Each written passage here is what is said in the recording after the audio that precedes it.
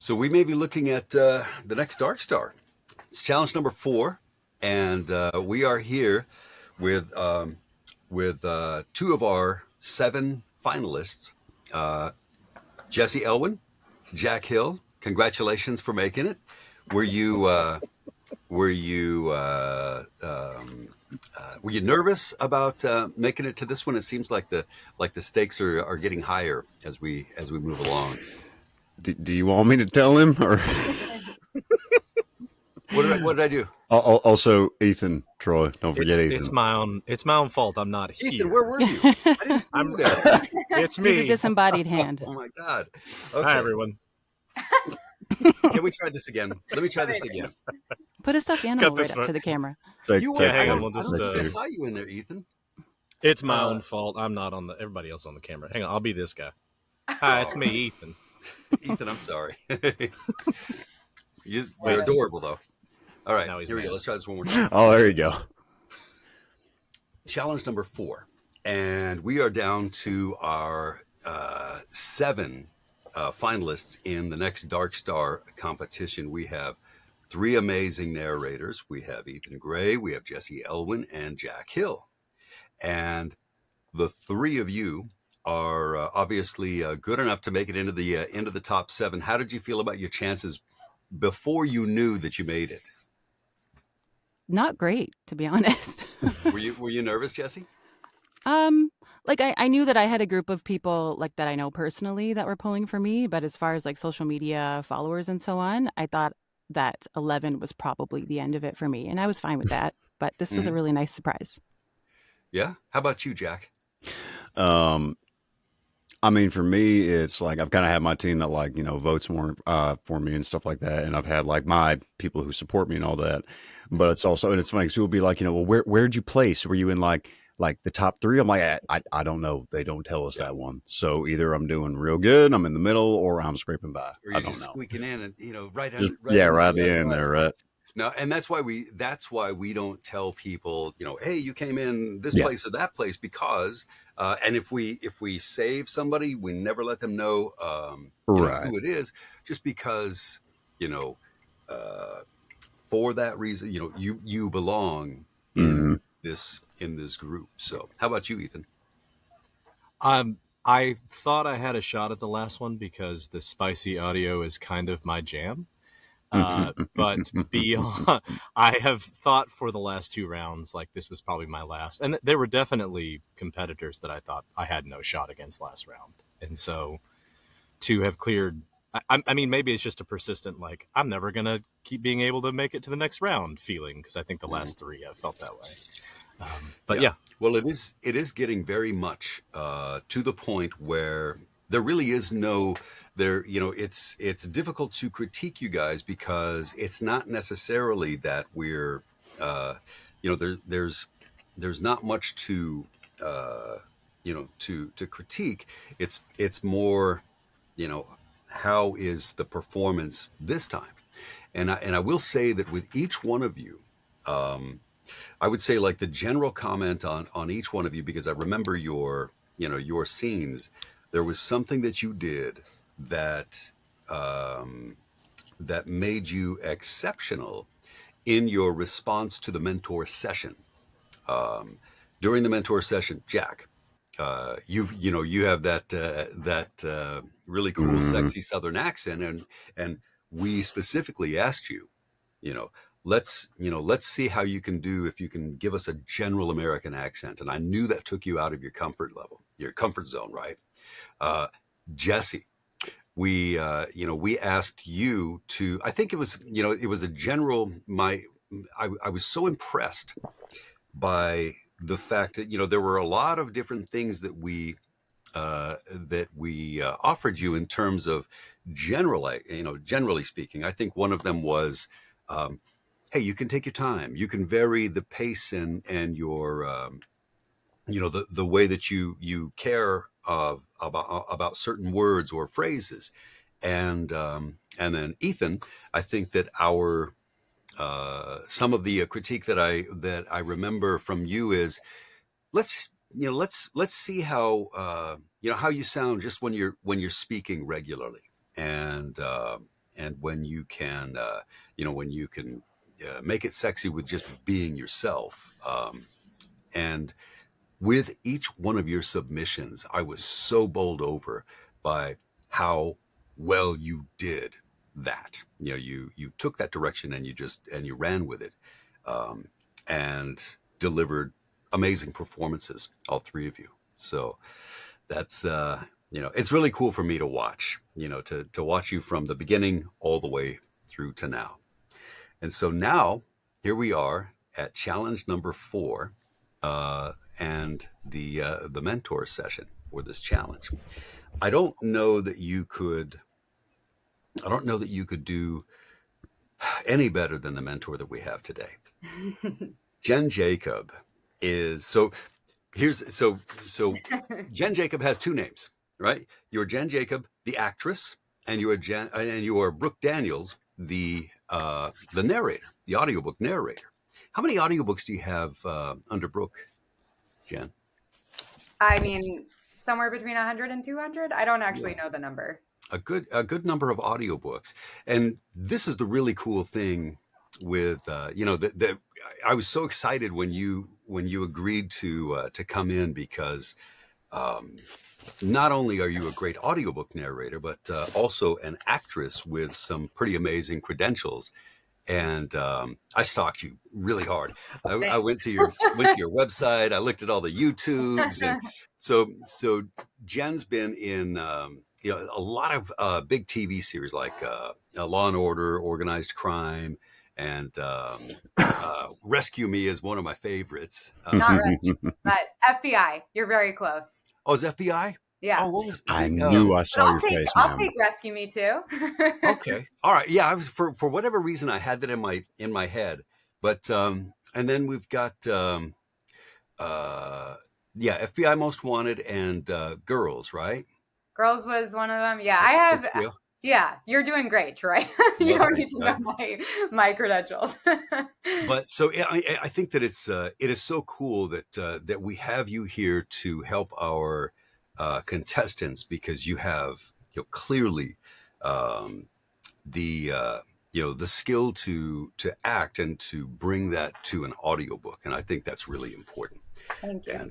And I feel like I'm going to learn as much as everybody else as we. I don't know about that, but I really do admire your all of the stuff that I saw on your reels was just so cool. Thank you. So, all right. So let me tell you about the challenge. We call this. We tried to find a PG rated way to say this, but it's Mate, Marry, and Murder. Mate, Marry, and Murder. And so what we did was we're giving our contestants 3 scripts to deliver in a way that makes you want to marry them, in a way that makes you want to mate them, and then a way that they can be so despicable as to make you want to. I love this. So it's going to be a lot of fun, and I think what I'm going to do, since we have 2 fellas and one lady, I would like to start with one of our guys to read from their script, and what we'll do is each one of us will get, or each one of you guys will read maybe we'll start with Mary. Start with the Mary script, and each of you will take a shot at that. Then we'll move on to the the next one, the Mate, and then or maybe we'll do Mary, Murder, and then Mate, because our last challenge was Sexy Time. So we'll save the sexy one for the very last. Okay? We can also get a drink afterwards. Yeah, exactly. All right. Shall we start with Ethan? You wanna give us a go on this Mary script?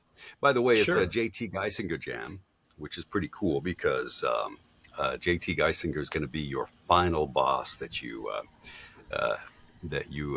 face at the very end. So this is from Brutal Vows by JT Geisinger, and you're going to play the part of Spider. Okay. letting a truck pass, sorry. No. I groan, kissing her. I'm sorry for every stupid, arrogant thing I've said and done since we met. For every time I was rude. For how I acted. For screwing I don't even know what. For being a man. But most of all, for forcing you to marry me. Jesus Christ. What have I done? What have I frickin' done? I leap from the bed, holding my head in my hands. She sits on the bed and silently watches me pace back and forth for a moment.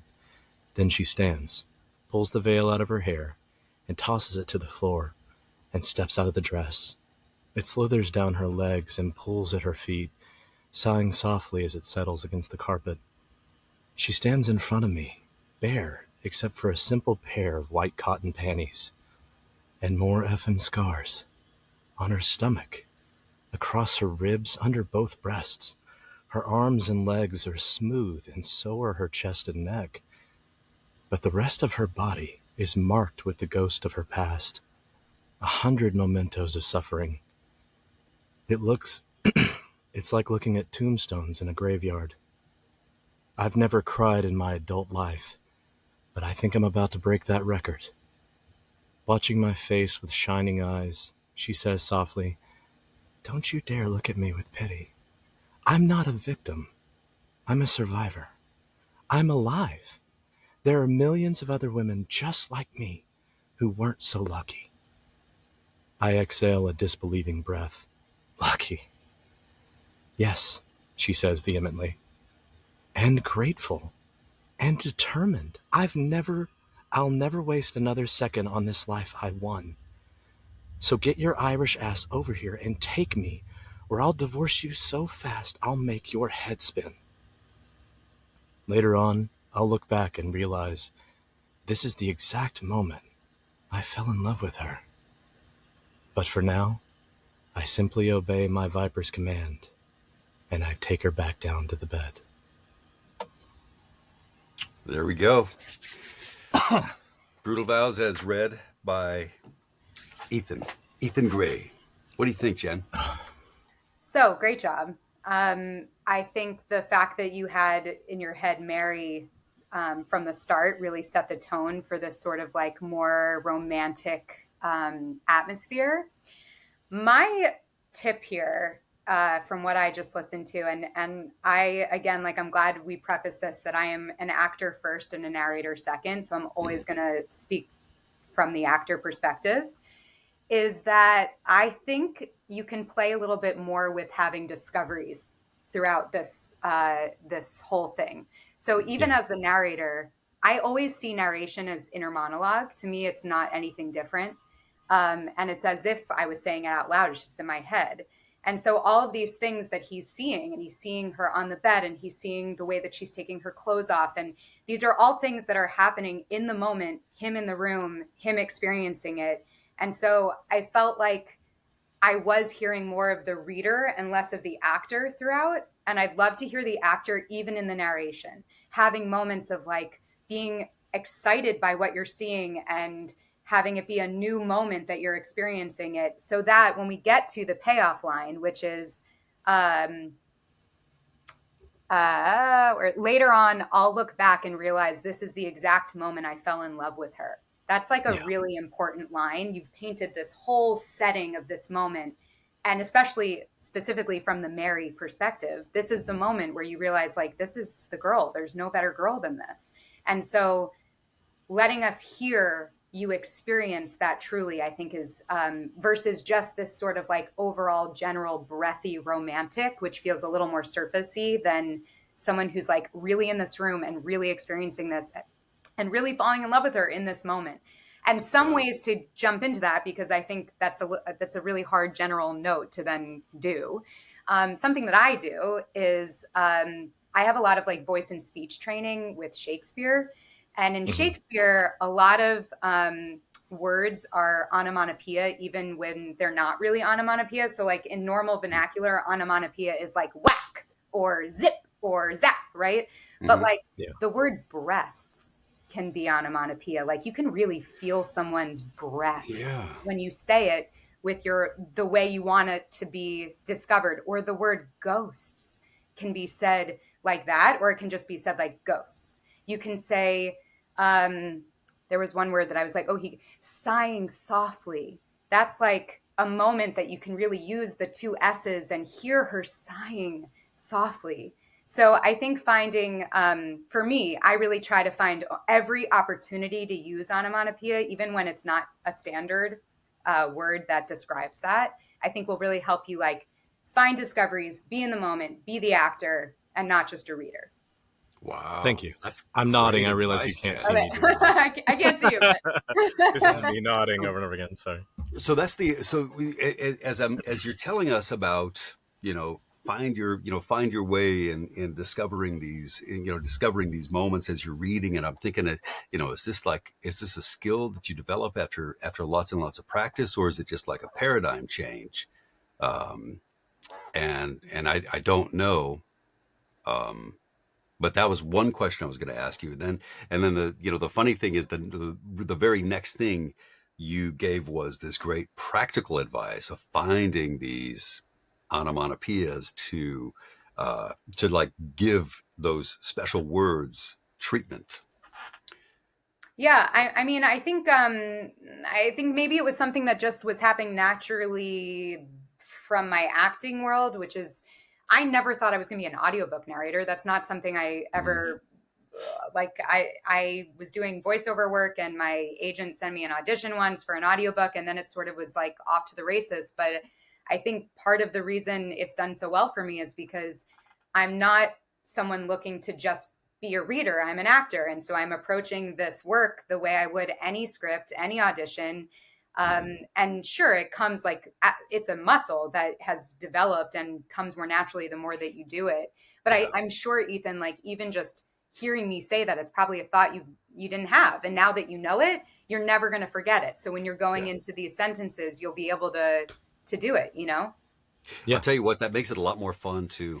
Like when you're like experiencing that story while you're reading it, maybe that's the practice part, is like, okay, you're taking words off of a page and kind of processing them in your brain, and then, spitting them back out like those are your words. Yeah. Once you get that, like you said, that muscle, the muscle memory where that just becomes second nature, then it becomes easier to just like fall into the story and react to what you're experiencing. Yeah. So. Yeah. And I think also, Ethan, like giving yourself permission, and I'm sure, I can't remember, I feel like maybe this was one of the notes that was given to you before, but I know that I've done well in this world because I don't have a sexy voice. I have a good speaking voice, but I think people respond to my work because they hear themselves and they're like, oh, that's me. And then what works with a lot of my books is then we've got Troy, who comes in, who's like this really sexy voice. And so women can listen and go like, I could get someone like that, So I think the like connection of like, oh, that person, I'm like that person. And I can really hear myself in this scenario is part of what makes it so alluring. So especially in these inner monologue moments, like be you. And I think the reader's going to hear and want to listen and want to be involved more because it's sounding more and more genuine, Yeah. Yeah, that's great advice. All right. Thank you. So Jesse, shall we move to the female POV on the same story? Yep, I got it. You've got that. This is also a scene. This is the Mary scene from the same story, Brutal Vows by J.C. Geisinger. And I'll mute my mic. Okay. Sweating and trembling, I lower my head to Quinn's chest. You're okay, love, he says, sounding shaken as he rocks me in his arms. You're okay. I've got you. The sheets are in tangles all around us. I must have been thrashing. I wonder how long it took him to wake me up. He kisses my head, then takes my face in his hands. His eyes search mine. You were having a nightmare. My voice raw, I say, and so. He winces. Crap. He gathers me into his arms and holds me until my ragged breath has slowed to normal, and I'm no longer quaking with dread. What can I do? Just this. I'll be okay in a minute. He exhales heavily, then pulls the blankets up, holding me with one arm. He settles us back against the pillows, tucking my head under his chin and wrapping his arms and legs around me so I'm cocooned in his warmth. We lie like that in the dark, breathing together for a long time. It could be minutes or hours, I don't know. Eventually, an odd feeling overtakes me. After examining it for a while, I realize it's peace. I've never felt peace before. In all my 33 years, I've never known what it's like to find shelter from the storms that always followed me. I've been lost at sea for so long, I thought that's what it meant to be living. Good job, Jesse. Really Thank you. nice. I feel like I think this is my book. I think I narrated this. Did you do this one too? I was just thinking about. I was thinking about. Were you no, the so guy in this. it? No, so yeah, I was the guy in this one. I think this one was Tara Langella. The one you and I did together was Brutal Vows, or no, it was Ruthless Creatures. Oh, yes, it was. Yes, With, it was. well, I feel I like think I I was- had a chapter in this, though. I was like, wait, I know this. Yeah, could No be. pressure. Anyway, no, you did Yeah, really. great. Aren't you glad you found that out now, Jesse? I'm sorry. I was like, wait, why did I know this? Okay. I think you did a great job. And I think, I don't know if that's something you already were doing, or if listening to what we were talking about with Ethan, I felt like I was hearing some of that more discovery. Like you said the word peace. And I was like, oh, that's it. When you sorry, let me get the actual line. When you said I've known this, I've never felt. Eventually, an odd feeling overtakes me after examining it for a while. I realize it's peace. To me, again, that was sort of the money line in this section, that this man brings you peace, and that's huge. And even just the fact that you lifted your voice on peace made me feel like you were like peace, like it was like a thought you were having, like that's what that thing is. So great job with that. And if you can listen back, like put that into more of what you do. I think you can go even further with the dialogue now. So I think you do a great job with the narration feeling like that inner monologue. The dialogue can be one step further to like, again, being the actor and hearing the actor come out versus the narrator and the inner monologue. That's the more vulnerable side of this character. When she speaks out loud is the thought she's willing to say out loud, so they can be a little bit more lived in. She's thought about them before she says them. The other thing I was going to say, and again, like, sorry, it gets so technical, but again, from like Shakespeare training, there's a lot of emphasis on equal weight, like antithesis. So like when this versus this, and that helps us really understand sentences when a narrator or an actor really understands that they're like contrasting two equal things and putting them up against each other. So I heard it. Sorry, I have so many windows open. Where is the female? Yeah. I've never known what it's like to find shelter from the storms that always followed me. Shelter is the thing you're getting. The storms is where you came from. So those are the two contrasting images. And again, you can use onomatopoeia there, even though those aren't onomatopoeia words. So like, I've never known what it's like to find shelter, which is like a warm hug, from the storms that always followed me, would really help me hear the ragged past you came from and the warm cushion this man is giving you. And again, that's all going to come with like practice to be able to see it in 2 seconds, just as you're reading. And the only other thing I picked up on, like a slight accent when you said ragged breath. Mhm. Are you from the Midwest? I'm from Canada. Canada. Wisconsin is where I was going to say, and that makes more sense. Ragged breath? Ragged. Oh, breath. ragged instead of what is Ragged, you guys are all ragged. ragged? Yeah, Ragged? that's great. Yeah. Okay. Just a little, but honestly, sometimes it's endearing, and like if it's for the right book, I think it works because people are people and have accents. But come from different but Yeah. just being aware of your vowels, just to like really open and drop that jaw Yeah. when you have That's to know actually both. that's a really good note because I haven't heard the A sound before. I've almost eliminated my stories and turned them into sorries, although they sometimes still come out. Sorry. But yeah. Yeah. Thank you. Yeah, of course. One real quick thing from me, Jesse, that I noticed, or that I think can be helpful is it's another technical thing when you have those moments, you use your microphone as a paintbrush to help you to deliver lines in a different way. Um, you could probably stand to back off your mic, generally speaking, about 3 more inches, Okay.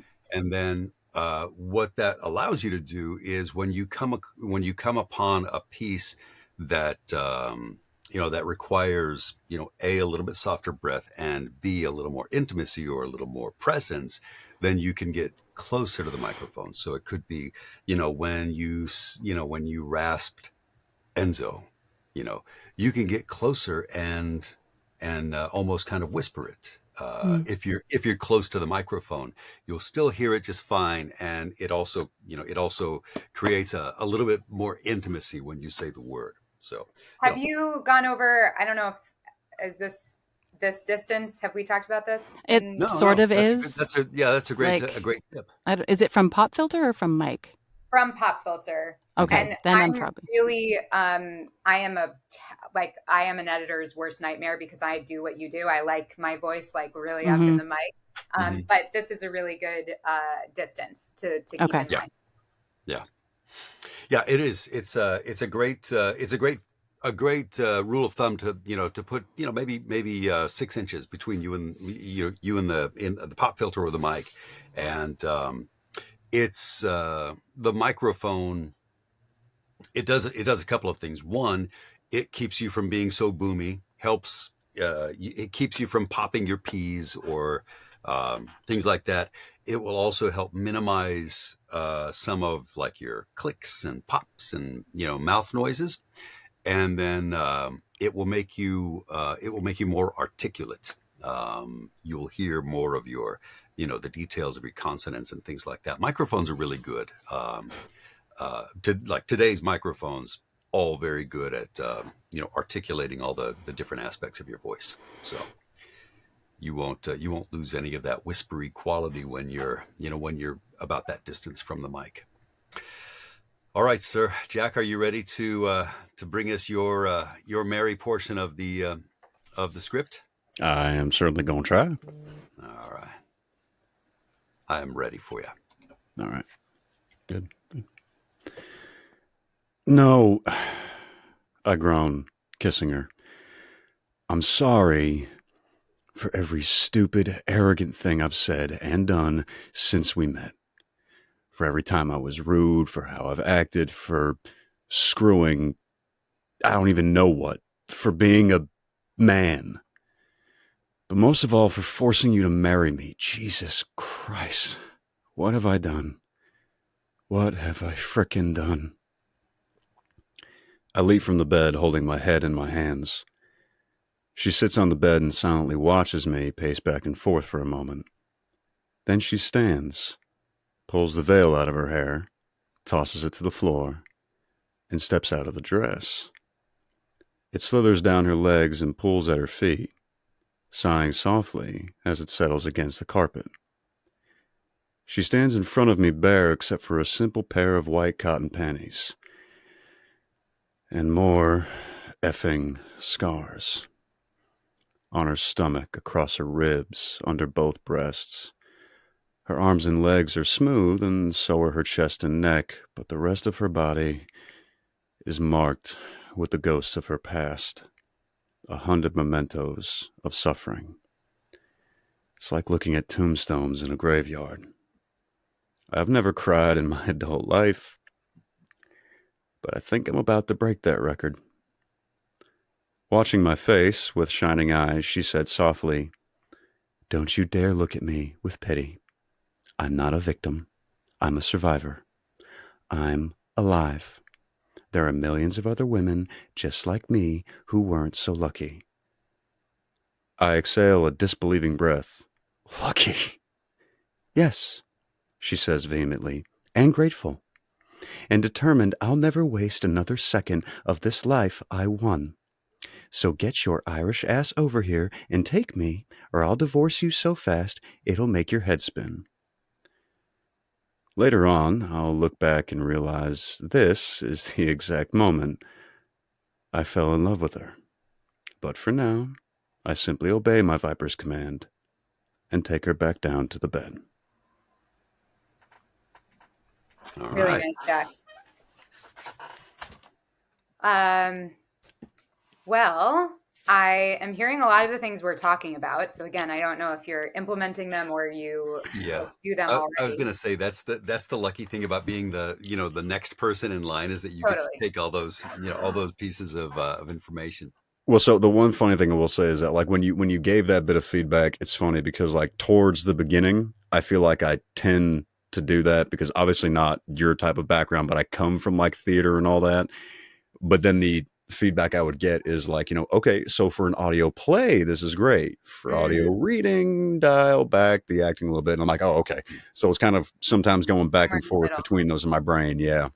Cool. I mean, I would have loved to hear where it started, but where it is right now feels really, really nice. I mean, the section about she sits on the bed all the way to settles against the carpet, I like really saw it. I could hear you seeing it, which is always to me so important. A technical, it sounds like there's been a lot of talk about your accent, so I don't want to like drive this point home, but I don't know if anyone's pointed out very specifically that your O vowel you do as a U. So you say for how I've acted, for screwing, and Yes. for every time I was rude instead of for. Mhm. That's like a really easy change that will go from making you sound southern. I mean, I think you're never going to you're always going to have a little bit of that drawl just because I would imagine it's like impossible to do a whole book completely out of your own accent. Yeah. Well, Yeah. I don't know. I've done a I'm so Southern. used to bouncing back and forth between different dialects. I mean, Troy's heard, I mean, everyone's heard almost all of them at this point. But yeah, so like that neutral for me has probably been the hardest one, which is Sure, just something I need to work on. But I'll sure. definitely bear I that in think mind. that's like a quick fix that would help a Hmm. lot to just open up that O sound. And the other technical piece of the accent is that you swallow the ends of your words sometimes, which is very Okay. Southern. That just keeping the energy like driven through the end of the word, which will help your diction period. And then opening up those vowels. The part that I don't know if this is how you work, Troy, so tell me to shut up if I should, but I wrote No. down from more effing scars to the ghosts of her past. Mhm. Are we able to have them do it again with a note or no? We don't have time. Well, I tell you what, maybe if you want to do a section, I want to be sensitive to everybody's time. It's already Okay. about 20 minutes into the thing, so maybe we could, if you have a particular section you'd like him to do, I think that would be that'd be okay, and then we can move on to the next one. I Um, think I just was interested to hear because you were doing such a great job with the she sits on the bed part, when we get to the more effing scars, that's the part that's like really jarring here. Like the other part's sexy, but then when we get to the fact that she has scars and on her stomach, across her ribs, under her breast, it brings you to tears because it is so hard to see this woman that mhm. you love like torn It's a up. yeah, it's a real. And I mean, that line. It's like the catalyst to to right, the rest of the rest of that script. Yeah. totally. And I don't know if we don't have time to redo it. The note that I had is I'd love to hear you do it or when you re-record it for real. Really like taking where you were with that part about her on the bed and even further of like of the pain it is to see this Hmm. across her stomach and on her ribs and like don't be afraid to really go there because the next line is I've never cried in my adult life and it needs to like the payoff needs to make sense that Yeah. you're so shocked by seeing it. But maybe that's just for you to work on and record. Yeah.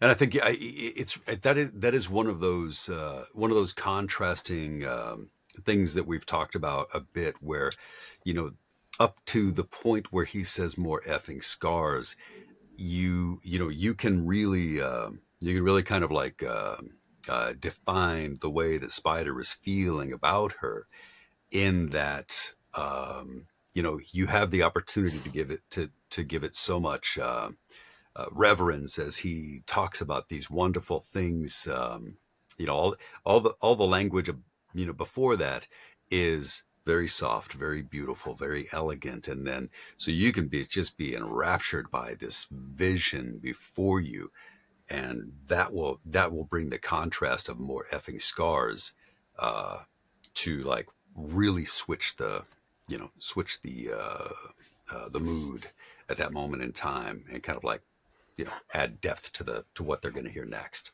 And also, this is where it's important to know, like, the author, the other character, to really understand, like, the characters in the book. Like, what JT does amazingly well is write women who are fucking strong. As Mm-hmm. they're funny and they're fierce and they're strong. And when she says, "Don't you dare look at me with pity." So, like, what your character is doing is helping. What's the character's name in this book? Quinn, Raina. right? Yeah. Uh, Spider and Raina. or Raina. You're Yeah. helping Raina's character by being so wanting to like take her in and protect her, and it gives her the opportunity to be like, "Don't you do that to me, because I don't need that," Yeah. So just knowing like who the other players are is so important. Yeah, that's true. Yeah, that's great input, Jen. Thank you. Okay, so let's go to murder. This is going to be fun because this was a really dark book by an author named A.A. Dark. And so the bad guy and the bad character in this, or I should say the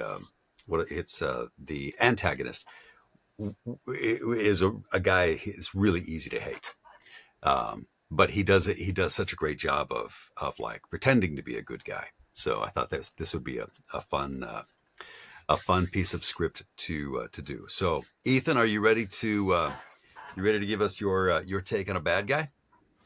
Oh, yes, sir. All right, let's do this.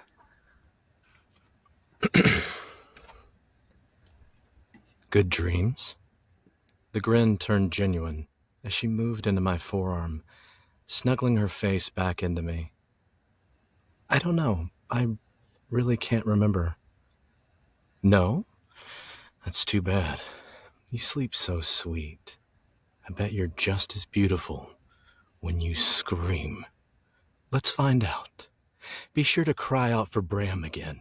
Make sure he'll come rescue you. Everly's eyes flew open, and her attention jerked to me. I ripped the pillow out from behind her head and slammed it over her face. Muffled screams were automatic. Nails clawed into my arms, and her legs went wild, pressing into the bed as she tried to twist herself free. But it was impossible with the hold I had on her face. Bram? Bram! I yelled loudly. Where are you? My wife needs your help. I waited out the time, then lifted the pillow, letting her gasp for breath, when I noticed her movement slowing. That's who you want, right? Bram, not me. Maybe I should call to him again. No. The end was cut off as I pushed the pillow back over her face. At her lack of fighting, my rage eased into anger. I took a calming breath, holding a few seconds before I removed it once again. Her intake of air was loud. My hand shot down over her shoulders, trapping her from moving. I had such a good day planned for us, and now you've ruined it. You're mine. This, I said, tapping against her temple, belongs to me. If you don't get Bram out of your head, I'll smother him out. Do you understand me? I didn't know. She rushed out. Yes. Good. I think that's it. All right, Ethan, thank you. A reapy. Yeah. Really good job, Ethan. Yeah, I think a couple of things that I wish I had more things to say, but I feel like it's the same things, I guess, that I do over and over again. But I think you could have played with some of the things that we talked about here. So I wrote down, you sleep so sweet. I bet you're just as beautiful when you scream. Those are that antithesis that I was talking about, that I think, especially as the evil bad guy, if that lands, that really sets up the rest of this whole passage. So being able to like counter those, I think, is going to be really a thing to play with and will help us set this image. And then from ripped the pillow, Where's that? I ripped the pillow out from behind her head. That whole section but it was impossible with the hold I had on her face. I think you can onomatopoeia the shit out of that passage. Yeah. Like ripped the pillow out from behind her head and slammed it over her face. Muffled screams were automatic, like nails. I can hear the nails clawed into my arms. So like those things, I think you can, especially as the bad guy, play so well with. And then I think if your inner monologue is that fucked up, and then when you speak, it is powerful and not yelly and backed off the mic and controlled, that's where we really hear the like psychotic murderer. So you kind of did the opposite. You were like very controlled with the inner monologue, and then you came onto the mic really strong, yelling at her. And I don't know that he wants to be heard by the people in the other room. I think he's saying this to her and for her ears only. And you got towards the end when you said, do you understand me good? That was to me how I would have done the whole section speaking to her. I think it was creepy and intimate, sort of sexual in a weird way, which some of these books often tend to be. And I think if you flip it and it's like the inner monologue is where you really hear that. When I said it to Jesse, I sometimes think about my inner monologue is my most vulnerable, and the words that I say as dialogue are the things that I've filtered. So it's a good thing to remember that oftentimes the dialogue gets filtered. Yeah. Okay. And that also it makes it a great way to, there are times in scripts where it's not always obvious what the inner monologue is versus the what they say on the outside. Sure. It's like when she says something like, are you in love with me? And and he says no, and then immediately next says yes. How do you figure out how to draw that distinction so that the listener knows out loud he said no, inside he said yes, Right. and it that gives you an opportunity to like remember, okay, I've got my internal monologue, I've got my external. And one little trick, even I know it's not exactly in this text, but just that example you just gave, Troy, I think might be helpful, is to play with breath for that. I think breath is one of the most useful tools we have as narrators, because it's an audible expression that's not written. Yeah. And without improvising a word, because you can't go off what's written. But if you said what you just said, like, no, yes, like if the yes is more on the breath, then it's like more clear to the listener that that's in there versus out. So have fun. I was going to learn something from you, Jen. Yeah, I think that's a great tip. Yeah. Could I ask for like a very specific note on this section? I promise it won't take long. But this segment that says "Bram, Bram," I yelled loudly. How much of that would you keep at a high for my like final submission? I'm assuming that part specifically needs to be loud, but I'm trying to decide if I should do the rest of that segment where he's like, "Where are you? My wife needs your help." That's who you want, right? I tried to lean into like a stage yell on all of that part because of the cue for the yelling loudly. But I don't know how much of that I want to yell, because it feels like too much to yell the whole, to stage yell the whole thing. So I'll take the liberty of jumping in, Ethan. One of the things I was going to mention to you is that when you do have a loud passage, two things, like one, if you back off the mic, then it's not going to be, it's not going to press that diaphragm so hard. But another thing is, if you can, like, I see brick behind you right there. So and I've got a piece right up here you can't see, and that's what I aim at whenever I lean back, which is what I was doing when I was yelling. I was trying to aim at that. Like, okay, I've got a thing right here. I would say that if you have the opportunity to aim at somewhere where it's gonna be away from the mic, but then maybe bounce back to the mic, you can use some of that, some of that little ambiance that you've got to create that.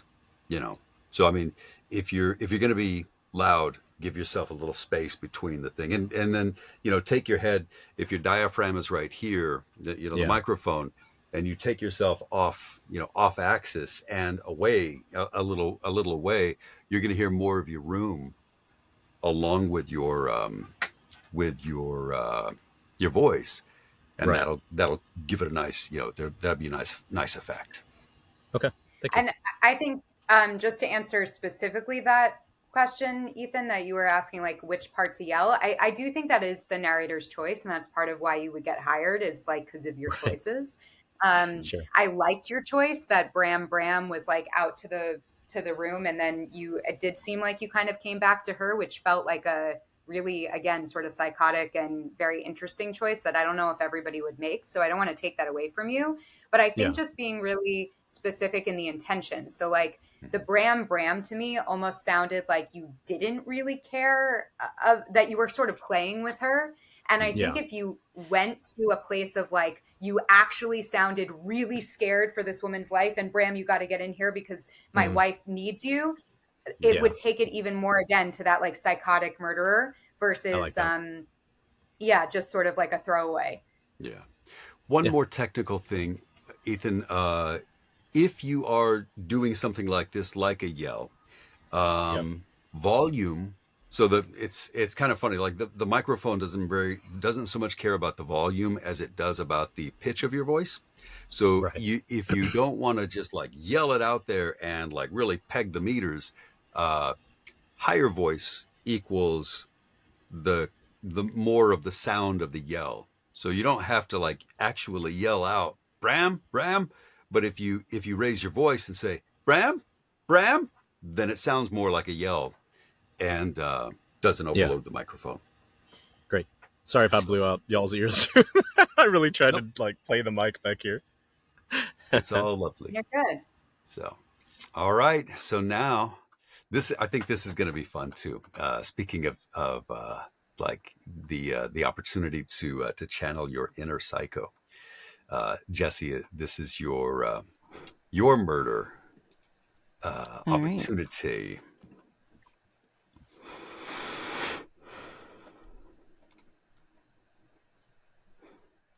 When I dropped to rest my forearms so I could be closer to his face, a deep sound left west, and again he fought against the ropes.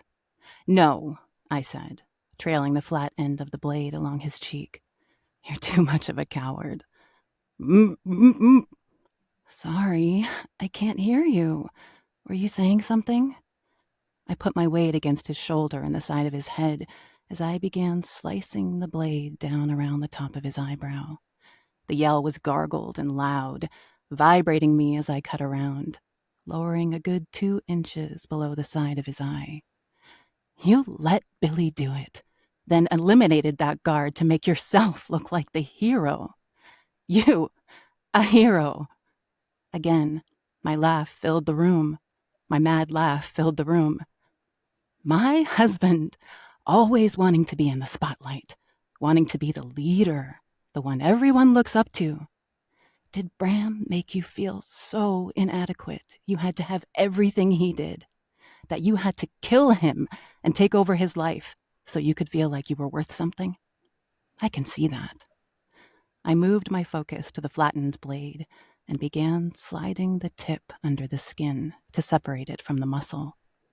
Thrashing had the blade cutting across his cheek, and I lifted enough to slap him. Stay still, or you'll lose your eye. I want you to see what I've done when I'm finished.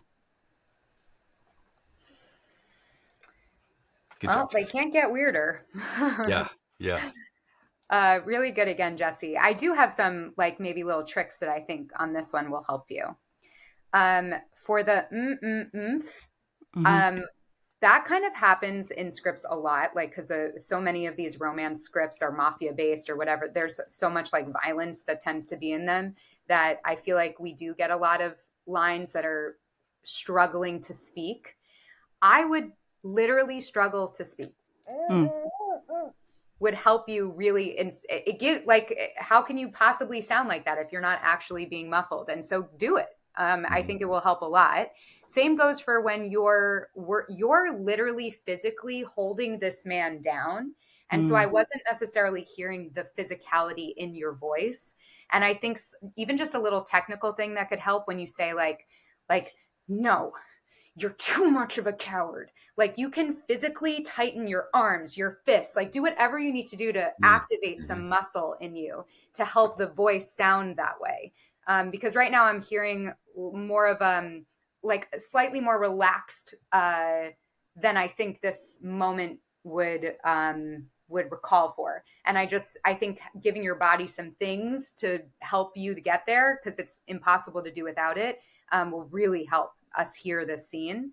But some positives, again, like back to that onomatopoeia note, I definitely felt like you were taking it with a lot of things. I heard the way you said the blade tip under the skin to separate it from the muscle. I could like hear it in a really creepy way. And the other thing I would say is in the dialogue about like my husband always wanting to be in the spotlight, I felt like you made the choice to almost chastise him there. And while I think that's a great choice, I wonder if there's a way to ground it in some hurt. There's a lot of hurt that you must be experiencing to reach here. And even in bad characters and evil characters, it's always important to find like a way into understanding why would they act like that. And it comes from a place of them trying to find justice or trying to do the right thing. That's what they truly believe. And so even out of chastising, if it's grounded in vulnerability and hurt, I think we'll be with you so much longer. We'll want to hear the story so much more. Yeah. You know what? That made me, it reminded me of somebody said that the thing about villains is that in their story, they're not the villain. Oh, yeah. They're doing good. And so I think that's, that's one, it's something, especially like when you're talking about an unhinged character, when they're describing doing such terrible things and they describe it in a, kind of a banal way, it makes it a little creepier. Right. Yeah, definitely. That was another thing I was going to ask you, Jen. Like my first thought was like, I wonder if Jen, actually does that. Like if it's okay, in your book, like to actually make those sound, like if you're stuck, because I will do that. I mean, I will, like, I don't go so far as making like sound effects, like talking into a cup or anything to like mess with the sound. But there will be times like if I'm muffled or if I'm, if I'm just waking up, like if the character is just waking up, then she could, she could sound like she's stretching as she says, what happened? I think that it gives it a little bit more, and on that line or on that note, there's the part where it says, again, my mad laugh filled the room. I would say take that chance and laugh. And I mean, worst case scenario, you'll either get it as a pickup and they'll say, yeah, don't laugh for real, or they'll just edit it out. But or a third option is to give yourself a little laugh on that line. Like, could the line be like, what? I don't even know where it was. My husband always wanting to be in the spotlight. Or is it you a hero? Oh yeah, that's true. Yeah. I mean, on you a hero. Like laugh through it, and that will, or whatever the choice is. But I think the kind of the name of like everything we're talking about here is like, and I actually just coached someone on audiobooks yesterday, and I felt like the note I kept giving to her is like, I don't hear the actor. And maybe not everybody would agree with me. And there are, I'm sure, narrators that like, nope, I just read. That's what I do. But personally, I think there's a reason someone would want to listen to it and not read it. And listening to it is because it comes alive in front of you. So we need to hear the actor. That's what makes it worth it to me. Like when, I read audiobooks, or I prefer acting an audiobook. I mean, if I was just reading it, then it would be kind of a job, like I'm reading. But I like acting. I think that's that's the fun part. So. Okay, so I've got a choice for us because it's already after 7:00. I know that Jack's got his psycho to bring to us, and I want to make it your choice whether or not you want to do the mate section of the script, because we had the opportunity to spend a lot of time on the sexy time with the last challenge, I would like to be sensitive to your time and not take up more of your time than we need to. So I'm going to make it your option, guys, if you want to do the mate section. But think about that while we go to. I'm here and would love to hear it, but Okay. it's up to Okay. everybody else. Good. That sounds great. So yeah, if you, Jesse, Jack, Ethan, if you guys want to do the mate portion after Jack does his crazy time, then you're welcome to. All right.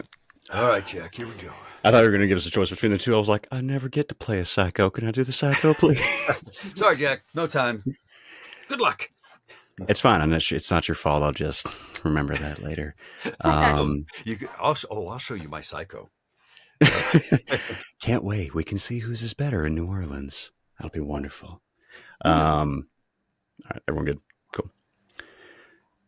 Good dreams? The grin turned genuine as she moved into my forearm, snuggling her face back into me. I don't know. I really can't remember. No? That's too bad. You sleep so sweet. I bet you're just as beautiful when you scream. Let's find out. Be sure to cry out for Bram again. Maybe he'll come rescue you. Everly's eyes flew open and her attention jerked to me. I ripped the pillow out from behind her head and slammed it over her face. Muffled screams were automatic. Nails clawed into my arms and her legs went wild, pressing into the bed as she tried to twist herself free. But it was impossible with the hold I had on her face. Bram! Bram! I yelled out loudly. Where are you? My wife needs your help. I waited out the time, then lifted the pillow, letting her gasp for breath when I noticed her movements slowing. That's who you want, right? Bram? Not me? Maybe I should call to him again. No. The end was cut off as I pushed the pillow back over her face. At her lack of fighting, my rage eased into anger. I took a calming breath, holding a few more seconds before I removed it once again. Her intake of air was loud. My hand shot down over her shoulders, trapping her from moving. I had such a good day planned for us, and now you've ruined it. You're mine. This, I said, tapping against her temple, belongs to me. If you don't get Bram out of your head, I'll smother him out. Do you understand me? I didn't know, she rushed out. Yes. Good. All right. Well, you do creepy very well. Yeah. And you were I'm a smiling. little worried about you now. Which was maybe even more Method acting. I guess. Acting. Yeah. Outside of time in law enforcement, I've met psychos, so I have a wonderful thing to pull from. Great backstory. I love that for you. Yeah.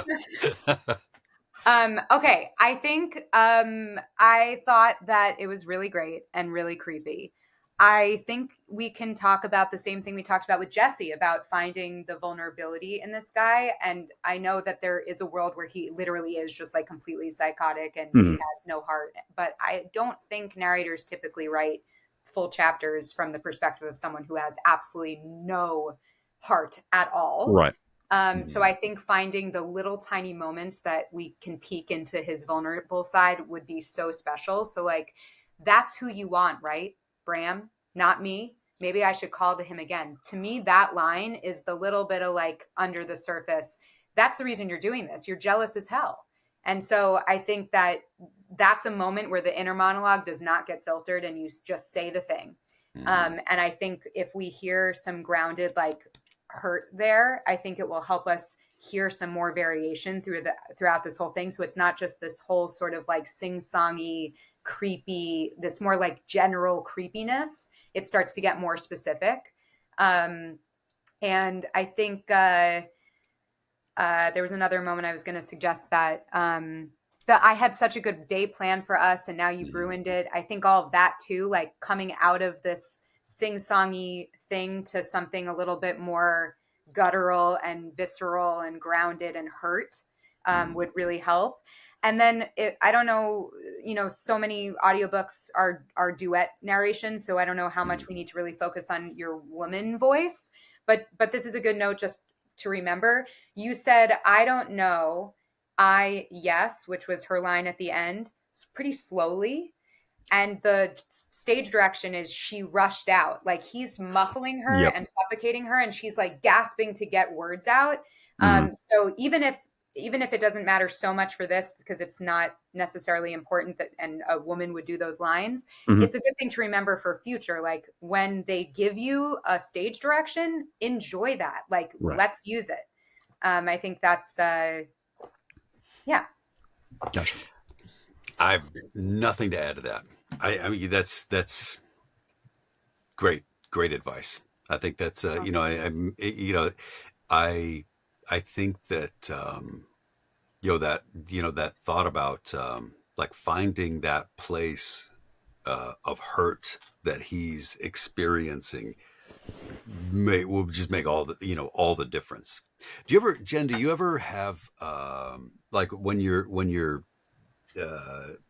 reading your lines and practicing or reading through a book, like kind of take yourself to a place, like, think back on a personal experience you had and then try to bring that into what you're reading? Yeah, I've taken all sorts of different technique classes, all Stanislavski based. So like what you're describing is substitution, and that's more of like a Strasberg Meisner approach. And I'm a little bit more, I don't know if this is getting really heady, but I'm more Stella Adler approach. So I do much more imagining than I do bringing my own to it.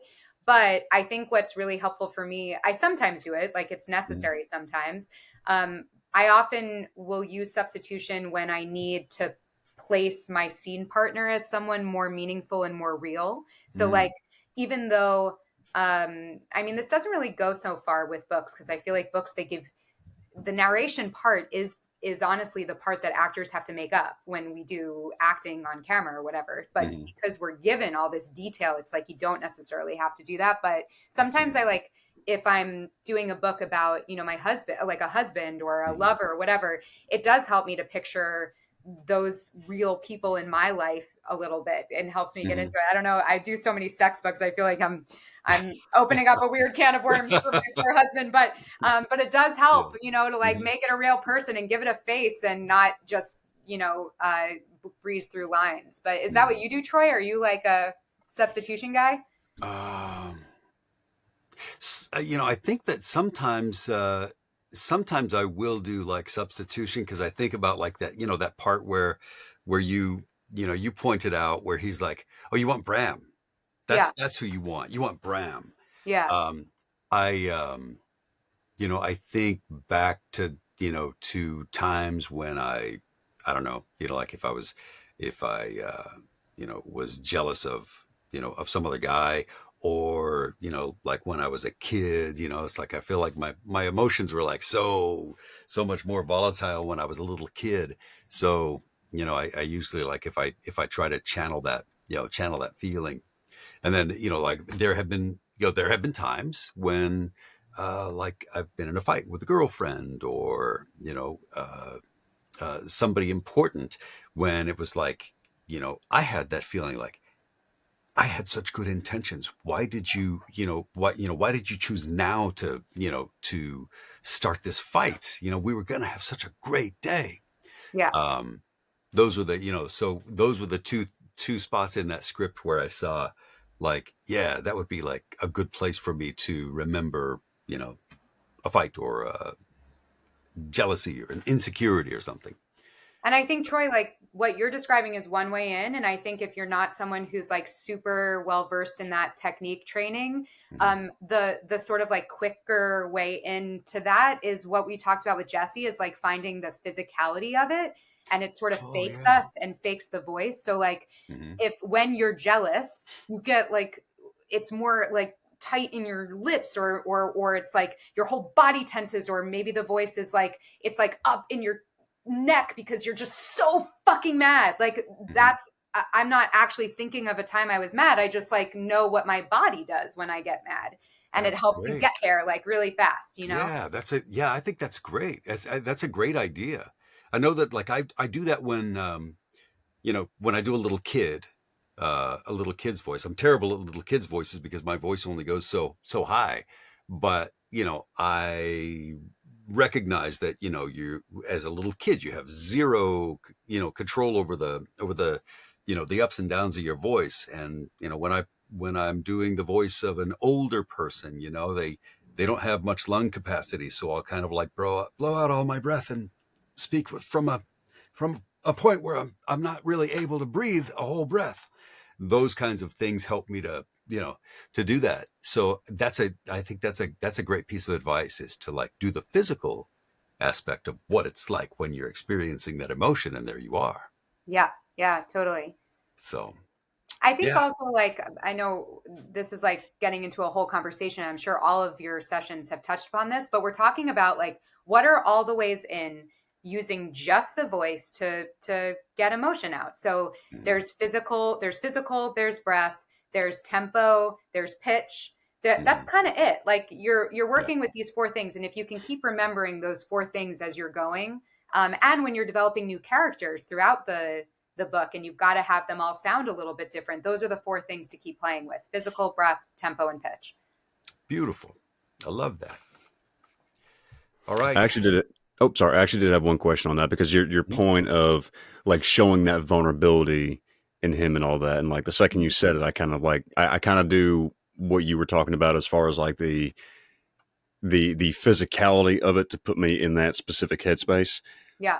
When it's something like that, do you generally find from your experience that you can kind of play with it one way or the other, and then the author will kind of let you know, like, hey, I love this, or it's like oh no, I want this dude to be as despicable as possible to where he has no vulnerability. So do you kind of almost like play with that and then just kind of get that feedback? Or do you generally find that something where it's like, hey, so I'm reading for this, how do you want this? Like, which way do you generally kind of find that it goes as far as what the author's looking for? I think it's a really great question. I haven't ever narrated a book where the character is literally psychotic. And so I guess I would challenge you just to say that, like, unless the character is literally psychotic, okay, someone always has some piece okay, of I see what you're there's saying. some crack that's going to come out. Mm-hmm. And again, I don't know how many narrators write full chapters, maybe a character who has lines here and there, but like full narrative about fully psychotic characters. Okay. But I think you can absolutely always check in. Like before you go recording a whole thing, you could send a little section, say, this is what I'm thinking for this character. And what do you think? Or do you want it to be just like, this person has no heart, has no, is just operating on instinct? And they'll let you know. Absolutely.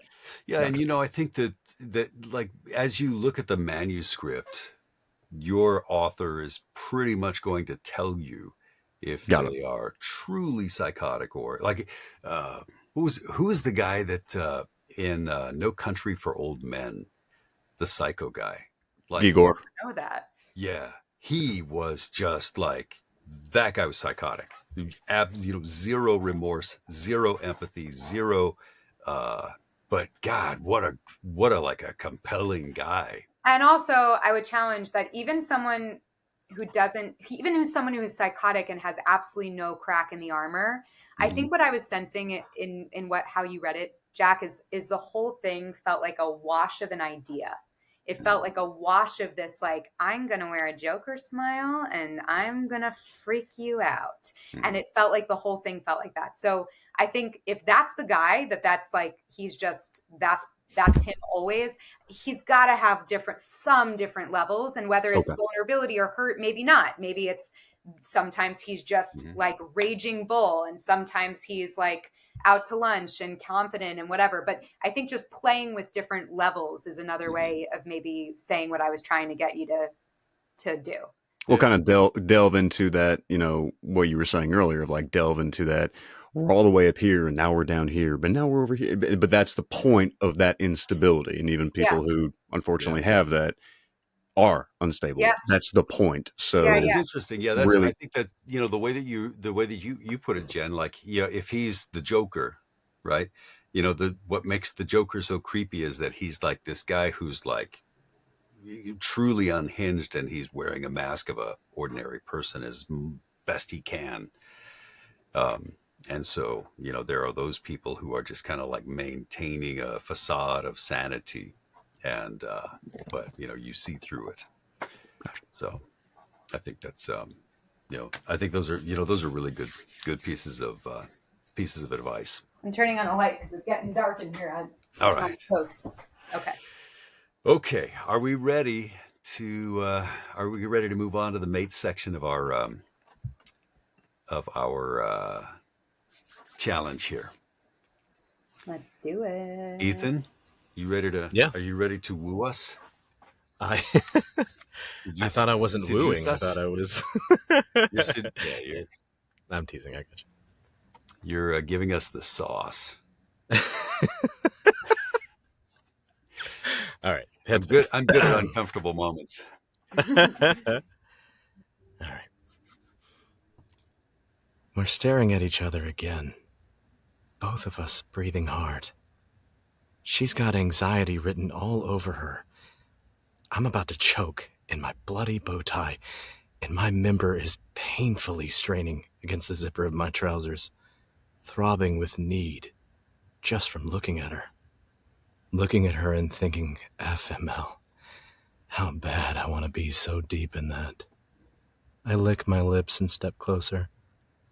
So you thought I'd just accept this little switch of yours. You thought I'd have no problem with you. You thought I'd have no problem substituting you for Lily. She gazes at me for a moment, then pulls back the veil over her head, exposing her face, and her chest, and her cleavage, and her shoulders, and her lovely, long neck, and on the side of which a vein erratically pulses. Christ, she's fucking magnificent. I almost groan out loud with desire. Examining the expression on my face, she says, yes. Because I'm no longer in complete control of my body, I step closer until we're only inches apart, and I'm staring down into her wide, beautiful eyes, watching her fight not to give in to the urge to run. Leaning close to her ear, my heart pounding like mad and my member aching, I murmur, if I marry you, Raina, I get to take you as hard and as often as I want. Oh my God. That's the deal, or there's no deal. She says sarcastically, should we add it to the contract? I pulled away and gazed down at her. I've wanted you since the first second I saw you, stabbing me to death with those eyes from the bedroom window of your house. This fake marriage includes hookups, or it doesn't happen.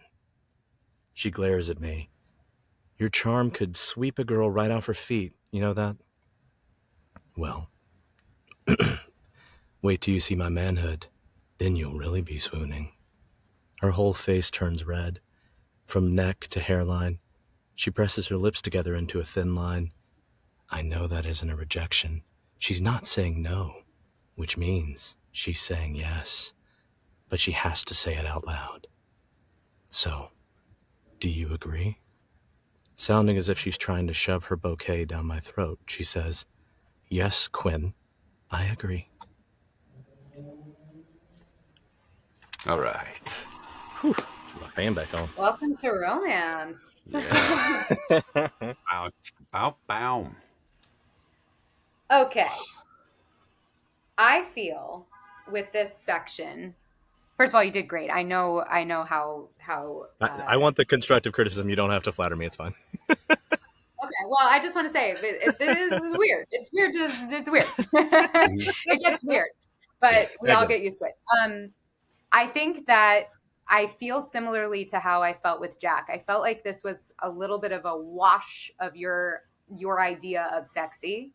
Right. And I think it will be more sexy to hear more you.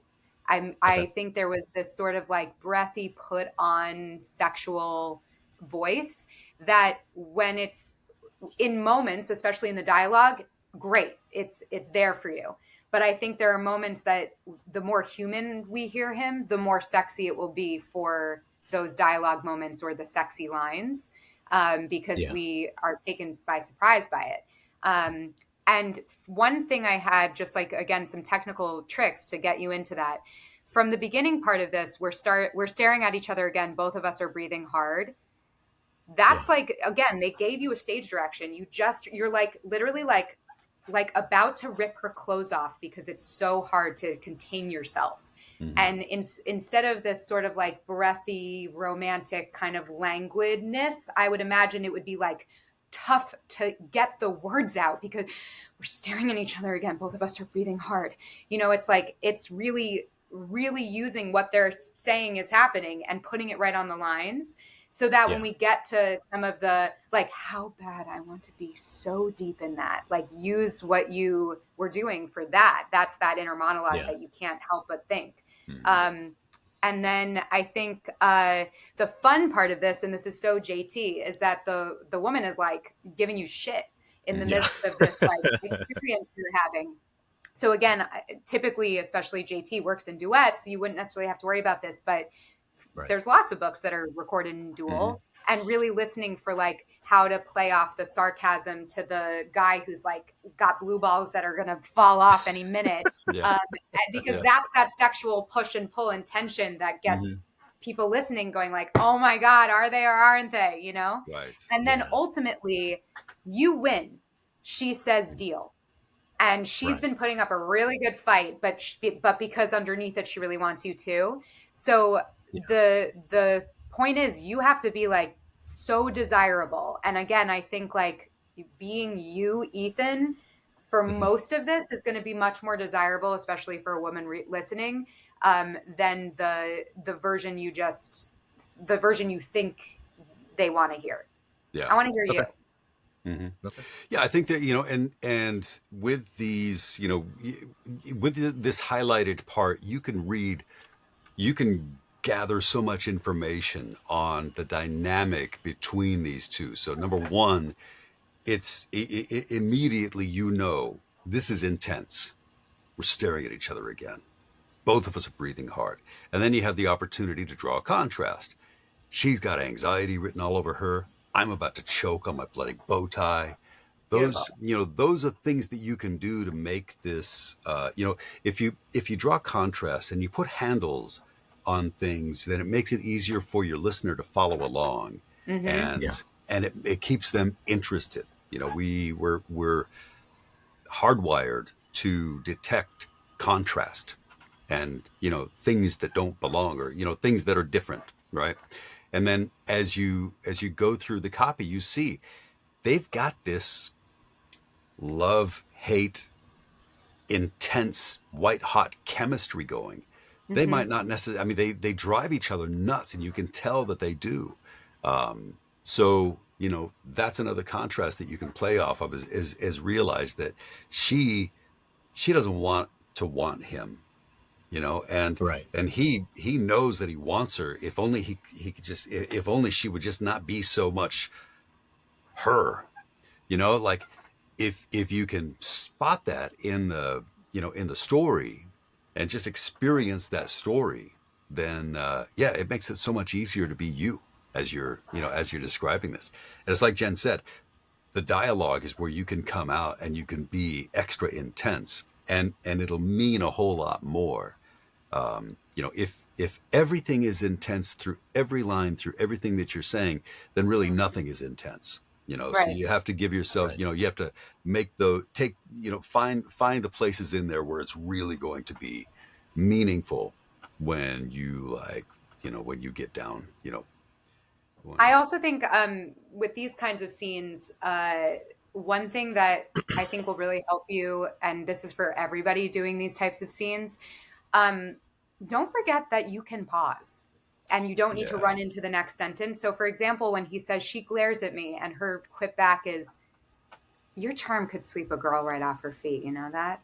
Like Mhm. if you gave it a beat before she speaks because she wants to say yes, instead of she glares at me, your charm could sweep a girl right off her feet, you know that? Versus Mhm. she glares at me, your charm could sweep a girl right off her feet, you know that? We can hear the Mhm. like tension in the pause. And then Yeah. if you jump on her line, wait till you see my manhood, then you'll Yeah. really be swimming. Now we're hearing the tit for tat that's happening in the room. Yeah. And then when you go back into, her whole face turns red from her neck to her Yeah. hairline. She presses her lips together into a thin line, like then speed up. But having those moments of like push and pull and not being afraid to like take a beat is Yeah. great. Yeah, and that was another thing I was thinking. Another cool thing about the way that JT writes, she gives you lots and lots of hints through the script as to where how she's giving you her cadence in the script because she gives you lots of Right. these these lines that are just like the whole line is 4 or 5 words, and so that's something that she that's important. That's important to her. So it's you can get hints from the way that the script is written and how you see it. Cool. Whoa. Okay, Thank you sexy both. time for Jesse. What an intro. I told you, awkward is my game. I feel like All this one right. is spicier than the other one, than the spicy one. Anyways, okay. He looks around the room. Releasing me, he strides over to a desk on the opposite wall and pulls the chair out from under it. He sets it in front of me, sits down on it, whips off his tie, and holds it out. When I take it, he rips off his suit jacket and dress shirt and flings them to the floor. Stripped to the waist, he sits there, staring up at me in fiery intensity, with his chest rising and falling and all the tendons in his neck standing out. Hands behind your back, gladiator. He instantly clasps his hand behind the chair. I might lose consciousness from excitement. Stepping behind him, I wind the tie around his head, covering his eyes, and knot it in the back. I bend down and kiss his neck, whispering into his ear, "Will you be a good gladiator and keep your hands behind you? Or do I need to find something to bind them with?" "I'll be good," he says, practically panting.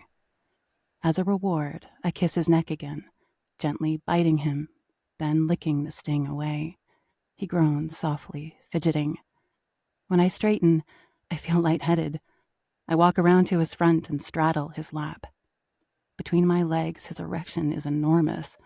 Scratching my nails lightly over his shoulder, I whisper, "You're the most gorgeous gladiator I've ever seen. So strong. Look at all these beautiful muscles." He leans forward, blindly hunting for my mouth. I give it to him, thrilling at the animal sound he makes when our lips meet. We kiss deeply until my hardened peaks are aching for his mouth, and the throbbing between my legs is unbearable. I stand, unzip my dress, and shimmy out of it.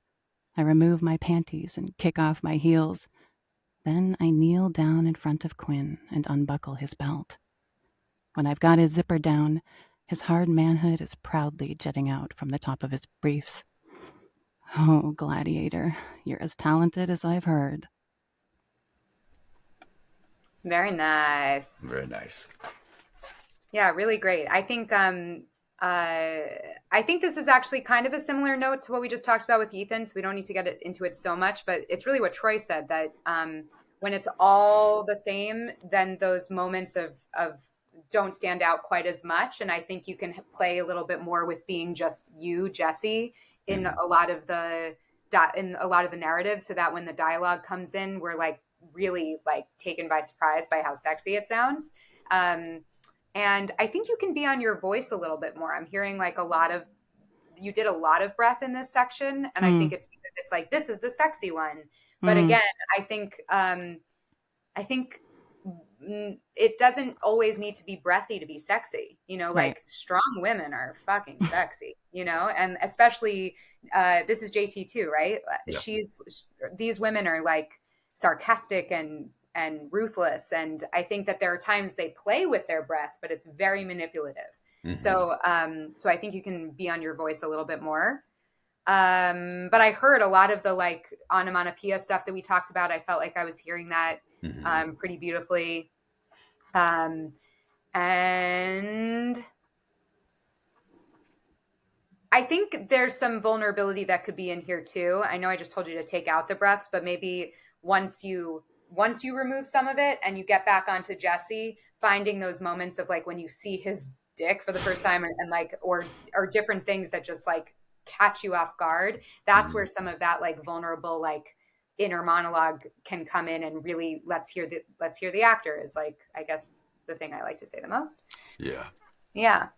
Yeah, I think that's great advice. Boy, I had like a profound thought that I just like completely lost. I know what it is. Um, when you said oh, this is a sexy script, I thought I wonder if it would help to do your best to forget that this is a sexy scene and just Hmm. try to read it as if you were like as if you didn't know that it was a sexy scene, and maybe record yourself when you do that. Read it as just as whatever, like you're describing a play date or something like that, right? But well, okay, so like imagine you're at the playground and you're talking to a friend and you're watching your kids off in the distance and saying, talking about your day. If you were to adopt that kind of a cadence and lighthearted um, approach and listen back to it, you might find that there are parts of that scene that are actually sexy, like um, when I straighten, I feel lightheaded. I walk around to his front and straddle his lap. Between my legs, his erection is enormous. Like you don't have to make it like, oh my God, this is so sexy. It can be like, holy hell, that's a big unit. Like if you can put some, if you can give it Jesse, like how Jesse would react to something like that, then it might give it like a whole bunch of dimension and make the sexy parts even sexier, right? Like that part when you said, "Ooh, Gladiator, you're as talented as I heard." I think that was a really sexy, thing, and more so because you know, it's it stood by itself. So I think also like, and this just goes into what you were saying, but one thing that I only do romance books. I like don't do any other types of books. And one of the things that I hear often from why I got cast or why somebody wants to use me is because I sound real. And I think what Troy is saying, and I think what we're both kind of getting at is that part of the reason it's sexy is because it's real and mhm. because a person listening goes like, again, I can hear myself, I can be there.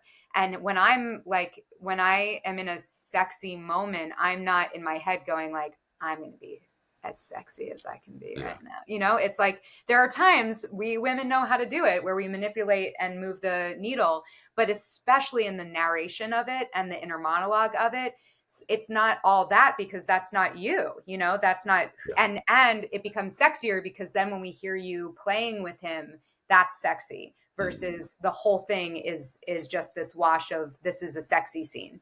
Yeah, yeah. Thank you. Very good. All right. Shall we talk to Jack? Now I Say the can't even I okayest for can't even last. help to make it sound awkward. Even when I'm saying non-awkward things, everything sounds bad. Okay. Good. All right. I am ready for you. All right. We're staring at each other again. Both of us are breathing hard. She's got anxiety written all over her. I'm about to choke in my bloody bow tie, and my member is painfully straining the zipper of my trousers, throbbing with need just from looking at her. Looking at her and thinking, FML, how bad I want to be so deep in that. I lick my lips and step closer. So you thought I'd just accept this little switch of yours? You thought I'd have no problem substituting you for Lily? She gazes at me for a moment, then pulls the veil back over her head, exposing her face, and her chest, and her cleavage, and her shoulders, and her lovely long neck, on the side of which a vein erratically pulses. Christ, she's fucking magnificent. Fucking magnificent. I almost groan out loud with desire. Examining the expression on my face, she says, yes. Because I'm no longer in complete control of my body, I step closer until we're only inches apart, and I'm staring down into her wide, beautiful eyes, watching her fight not to give into the urge to run. Leaning close to her ear, her heart pounding like mad and my hard member aching, I murmur, if I marry you, Rena, I get to take you as hard and as often as I want. Oh my God. That's the deal, or there's no deal. She says sarcastically, should we add it to the contract? I pull away and gaze down at her. I've wanted you since the first second I saw you, stabbing me to death with those eyes from the bedroom window at your house. This fake marriage includes hookups, or it doesn't happen. She glares at me. Your charm could sweep a girl right off her feet, you know that? Wait till you see my manhood, then you'll really be swooning. Her whole face turns red, from her neck to her hairline. She presses her lips together into a thin line. I know that isn't a rejection. She's not saying no, which means she's saying yes.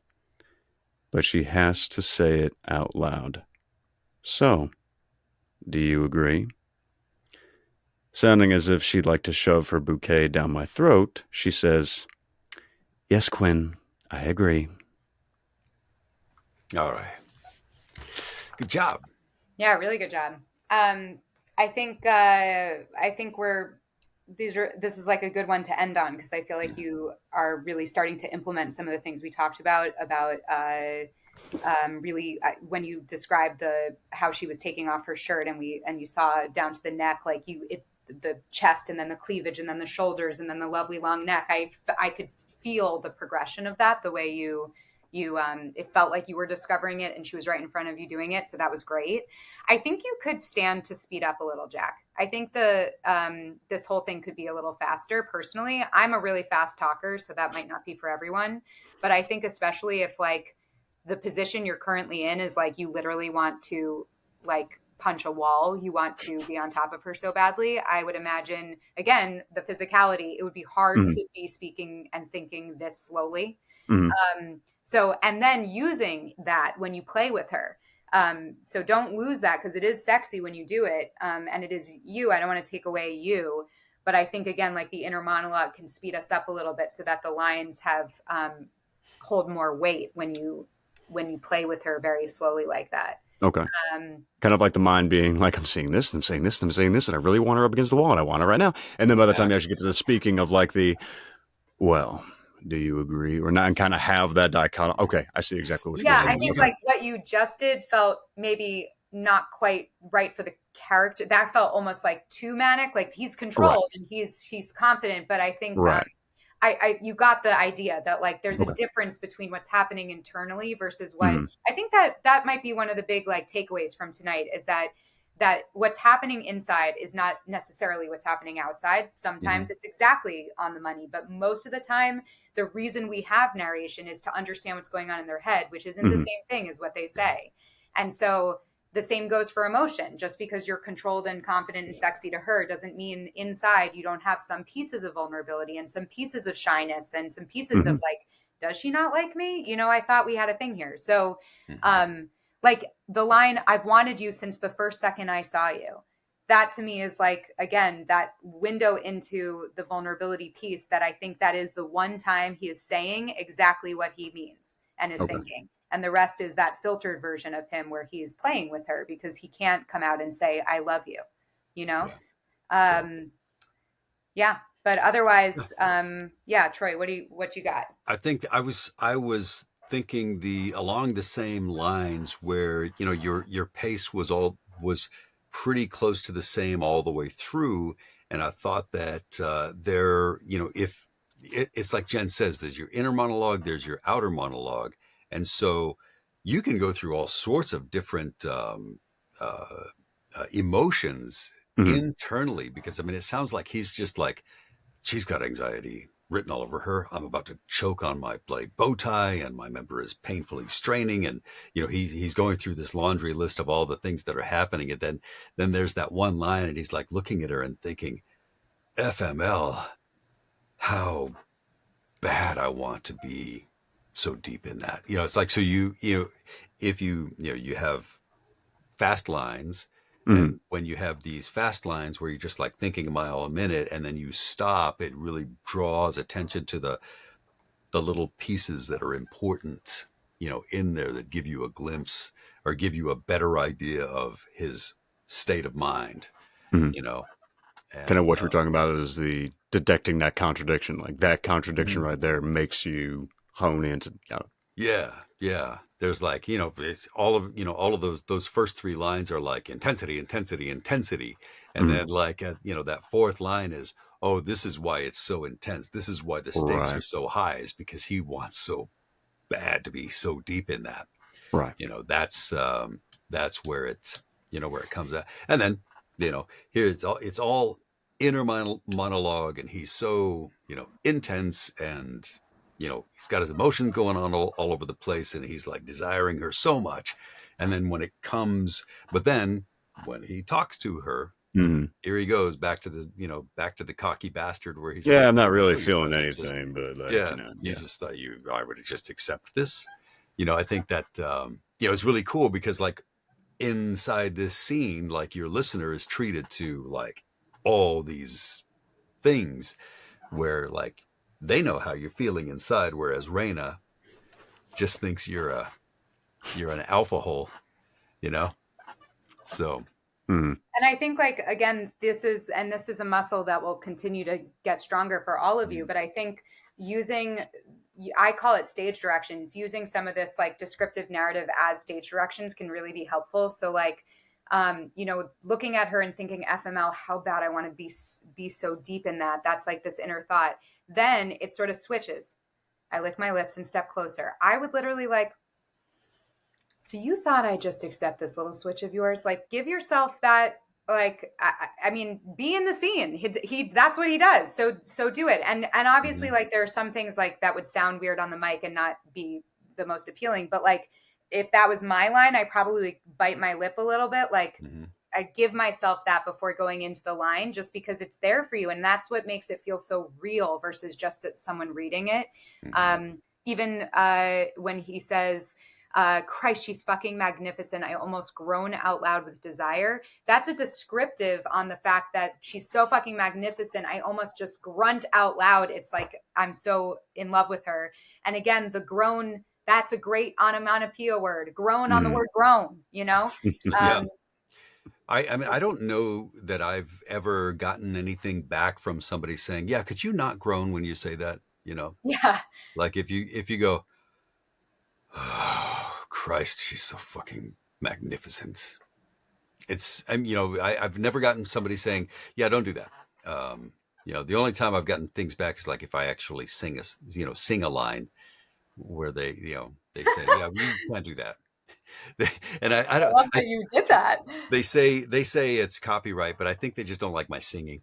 But yeah, I mean, you know, I think that's really great advice. It's like taking, you know, just like, you know, acting out all of these stage directions are great. I mean, it really makes the it makes it much more real to me. So I like that. All right. Does anybody have any questions before we allow Jen to go on about her night? I really appreciate how much time you spent with us, Jen. Oh my This gosh, is of course. So fun. Thank you so I much, love man. this. yeah, it Hmm. really I has hope it been was amazing. helpful. I'm so excited for all three of you. You definitely have careers here, and what a cool thing, Troy, that you put this together, and Oh, thank you. excited to see what happens. Yeah, it's pretty exciting. I really enjoy it, and especially like watching the progression from the beginning all the way to through to where we are right now. I mean, like I said, I mean, every one of you are, you're ready for prime time.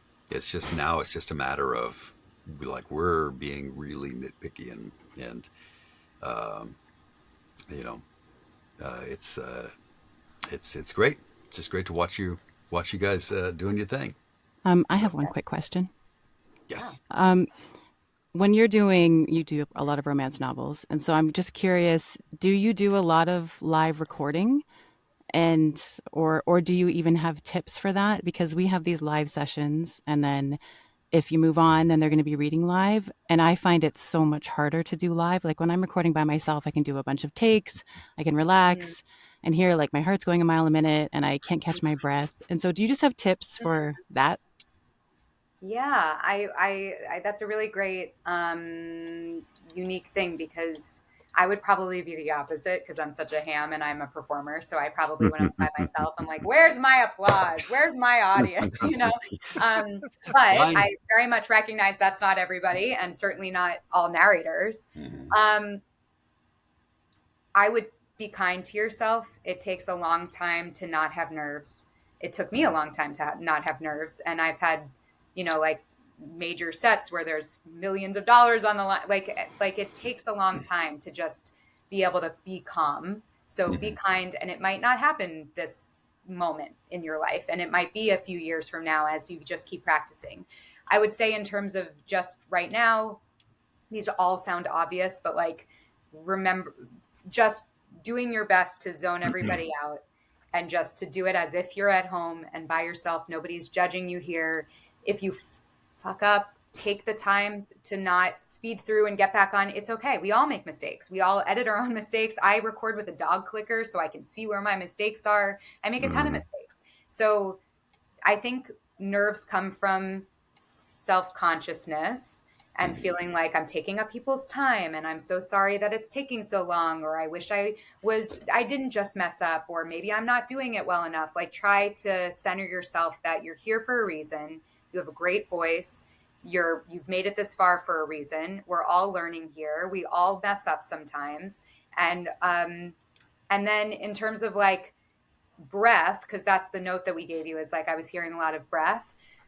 One great tip that I do sometimes when I get like where I'm so nervous that my like speaking voice starts to come into my neck is Hmm. take a minute. And if you have to do this before you do your thing, nobody cares. Do what you need to do and just hold where your diaphragm is and go, ha, really like project. I'm serious. Like, Mhm. ha, ha, ha, and find your voice again. And then, so you think I just accept this little switch of yours? Like, take the breath out. Hmm. And I think that would help. And if it does help you, nobody cares. Take the time that you need to prep and get the breath out and to Mhm. get back on voice. Yeah, that's a great Thank you. piece of advice right there. Yeah, Hmm. I think that, and you do have to kind of put on where where your confidence intentionally and change your paradigm. Len, look at it this way. Probably I can imagine that it's easy to think to yourself, this is really important. I really have to do a good job, and I really want to, these people are looking at me. There is that, there is that attitude that you I mean, it's understandable, but you can look at it another way, and that way would be, they're here to see me perform. And it's a subtle shift, but it makes it so that you are able to pretty quickly realize we are here to see you perform, and we do want to see you succeed. And so, with us behind you, take a deep breath and forget that we're here and get into your script. It's very, it's a much different thing to sit in your booth by yourself and do your thing, where there's nobody around, and you're all by yourself, and then to go into a studio where you've got a director and a copywriter and an engineer and the account exec and maybe the owner, where they're all looking at you doing your thing. It's a little disconcerting, but again, they all came to see you, and so you can take that to mean, yes, I'm going to take ownership of this thing. This is my performance, and it's something that it will take some practice, but I also, this is like a little bit of an actory thing. So I don't know, Jesse, like what your actor background is, but you're given these little scripts, right? So it's like you do have time to kind of prepare a little bit. It's not like it's cold read, right? I'm assuming all of the sessions are. So one thing that might help is if in each section, if you give yourself just a really strong one-word intention of not for Jesse, the character, what they're going through and what they need from the other person in the scene that you're working with. So like if, for example, this thing that Jack just did is like, I need her to agree to have sex with me. It's as simple as that. It's like a very physical and very simple thing. It doesn't have to be more complicated than that. And if right before you start, if you just like take Jesse out for a second and just to do justice to this book and to this person who's living a life and wants something here, what is that you can tap into to just say, like, to zone out everything else and just go, this whole thing, I just need this guy to fuck me, or I just need him to know I love him, or whatever it is. I think that might help too. Great. Thank you. That's super helpful. That's a great way to put it. Yeah. There was actually one question I had, and I know that we had talked about this with Tara, I think, about kind of like, for me personally, trying to find that like middle American kind of neutral within sort of coming from the world of both the acting perspective and the audiobook perspective. Do you find that kind of going into everything that's sort of like implied as a baseline, unless directed otherwise, that you should kind of start there, or how do you kind of find that? Because obviously neutral acting, American is what you're saying. Yes. Yeah, that's what I would say. Yes. Okay. I don't make any choices unless they're given to me. Okay. Understood. If they, like even if they say, yeah, this guy's from North Carolina, I will ask. I'll say, okay, Right. so does he need to have a rural accent? Okay. Because yeah, that's important. And similarly, like oftentimes the couple of books I've done with accents, a lot of times the writer kind of wants the narration to be fairly neutral and for the dialogue to have like a little tinge that the whole book is not necessarily in an accent.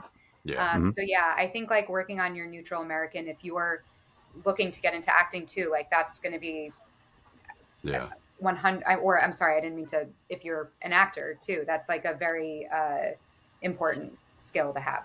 Gotcha. All right. And it's funny too. Like I said, North Carolina, like a lot of authors, they write from what they know. And I remember one of the books that I did, I don't remember what it was, but the author said, the character is from North Carolina, but I do not want my narrators to do a North Carolina accent because nobody does it right. So I just did a book from North Carolina where the same thing that she was like, don't, I wonder if it was It's that. hard. oh, really? Might have been the same one. Yeah. It was like, was it not perfect score or something like that? I don't remember. I don't know. It was a while back. Specifically, it was like, it can have like a tinge of it on the dialogue, but not, the narration. Yeah. Right. Subtle is, and there are some like, if characters, if I do characters that are not caricaturish characters and I have to do a Boston accent, that's like, oh shit, I don't want to be in a position where I have to do an authentic Boston accent. Hmm. So Well, as someone who lives in the state of Massachusetts, I can tell you right now, Troy, that mhm. there is no such thing as an authentic Boston accent because even people from here in Boston, Yeah. there are a lot of people who grew up in Boston their entire lives and have no sort of Bostonian accent at all. Oh, You'll have some dude who lives about an hour outside of Boston, but for some reason sounds like this because his uncle does, and his uncle's from mhm. Dorchester. So it's weird because like even every movie I've ever seen about Boston, there's that Funny. small part of my brain that's like, oh, good job. And there's other part where I'm like, Jeremy Renner, What were you easy thinking? bud, easy Yeah. bud. Well, you're very good at accents, obviously. Yeah. So I have all the faith that you will easily zip into a neutral American. Yeah. Yes, man. Yeah, that'll be cool. I think that'll be the challenge. It is kind of hard, it is difficult to like find no discernible accent when you have so much fun doing, doing accents. So, all right, so you're off to do your practice, and you're off to do this is your practice. You're off to do your submissions, and you got a couple of days for that, and then the voting starts, and then we find ourselves to the mentor recap, where Jen, you're going to get together with your fellow mentors. We got some great fellow mentors. Lucas Webley and Carol Monda are Amazing. uh, are your peers in this thing, and we're going to get together later on, and in what, like the 26th, I think, right? And what we'll do is we'll listen to everybody's submissions, and you can give your takes on them, Amazing. and what you're thinking. So that's always So fun too. exciting. So it is a blast. It's very cool. So again, thank you so much for your time. Of course. Good luck, Ethan, Jesse, Jack. I think you guys are going to do great. You did fantastic here, and Yeah. so I can't wait to hear your submissions when Me we. too. I'm just met you guys, but I'm like proud of you and I can't wait to hear. And I it's very know. exciting. Yeah, these are now Jen. These are your turtles. So I love my little turtles. yeah. All right, guys. Thank you so much, and I appreciate that you let us go longer. But it was just fascinating. I really had a great time. All right. Awesome. Well, happy rest of your day. Bye. Have a good Bye. weekend, Thank guys. you. Thank you, man. Bye, guys.